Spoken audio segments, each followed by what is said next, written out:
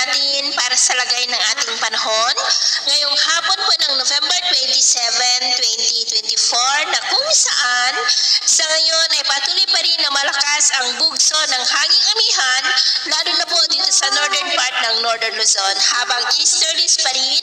ang hangin na patuloy na umiihip sa silangan ng Southern Luzon, Central Luzon at Kabisayaan at meron po tayong shear line na nag-i-extend dito sa may Cagayan habang may intertropical convergence zone na nag-i-extend naman dyan sa may Mindanao at ang ITCZ ay breeding ground po yan ng mga bagyo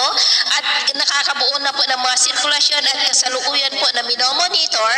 ang kumpol ng kaulapan na nandito. Pero sa ating long range forecast,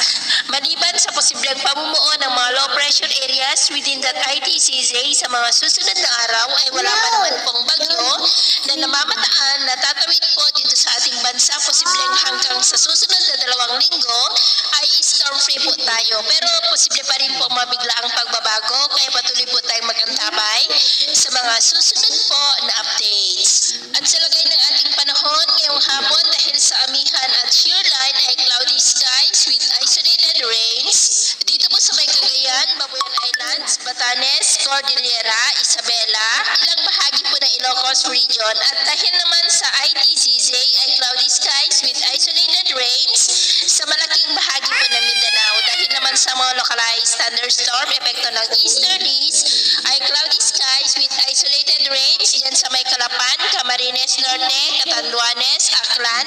Samar Provinces, Leyte, Bohol, Cebu at ilang bahagi po ng Negros. At mamayang gabi, posible pa rin ang mga isolated rains sa ilang bahagi ng ating bansa, lalo na po dito sa Northern Luzon at Mindanao, kaya mag-ingat pa rin tayo sa mga banta pa rin ng mga pagbaha at pagguho ng lupa. At sa ating naman pong mga baybayin, iwasan na po muna natin ang papalaot sa mga baybayin ng Batanes, Babuyan Islands, Cagayan, Ilocos Norte Seaboard at maging sa silangang baybayin po ng ating bansa, lalo na po sa ating mga kababayan na gumagamit ng maliliit na sasakyang pandagat para po mas makaiwas sa mga sakunang pangkaragatan dahil ang mga alon po dyan ay posible po na aabot hanggang sa 7 to 13 feet.